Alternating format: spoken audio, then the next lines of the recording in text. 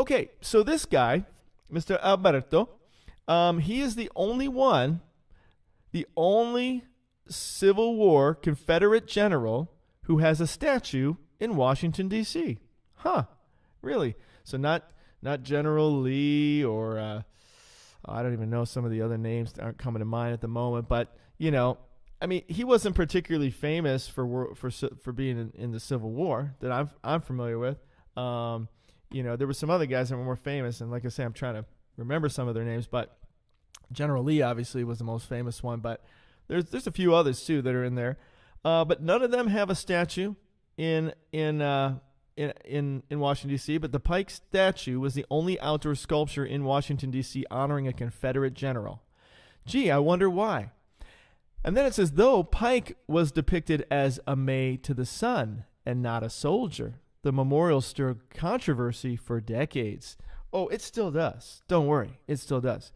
Of course, in 2020, maybe the one good thing that came out of those ridiculous, obscene, and violent and horrific ride to the Utz that took place in the summer of 2020 is that his statue was toppled down. Wow. But don't worry, they still have it. But they toppled that down. The protesters did. It was mostly a peaceful protest, though, so don't worry.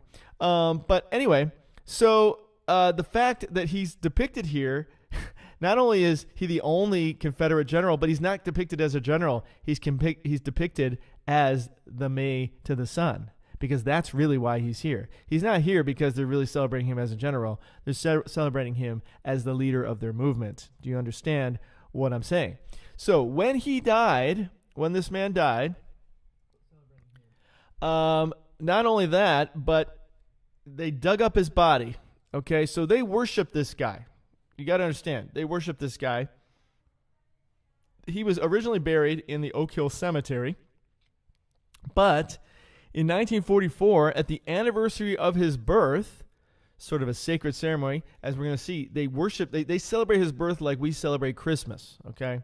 And I know some people don't celebrate Christmas because of this idea. But in terms of celebrating the birth of Christ, right? Like, hey, Jesus was born. Woohoo! That's something to get excited about.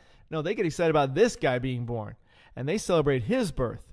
And so on the anniversary of his birth, they went and took his body out of the cemetery and they placed it in a crypt in the temple of the May to the sun to the Ix. In their temple, they put it in a crypt there. So that's how they worship this guy. In fact, here is a copy of the birthday celebration. This is about 20 years after he died. This is like as we would have a Christmas celebration, and go to church and maybe sing some songs about Jesus, oh, little town of Bethlehem. We sing songs about Jesus being born. No, they celebrate this guy. They celebrate his birthday. So this is a centennial celebration of the birth of Alberto Pique. So basically his 100 years from his birth. He wasn't alive anymore, though. He had died already about 20 years before. But they had this whole ceremony, whole celebration, and they probably still do it. They probably still do it on a regular basis, I would imagine. But they celebrate him as the man, the myth, the legend. Whoo, he's the man. That's who they worship. That's who they follow, guys. So, Alberto. And look at this ghostly image. Wow. Woo. Kind of scary, I gotta say, man. He strikes fear. Strikes fear of evil. Like, get me away as quickly as possible.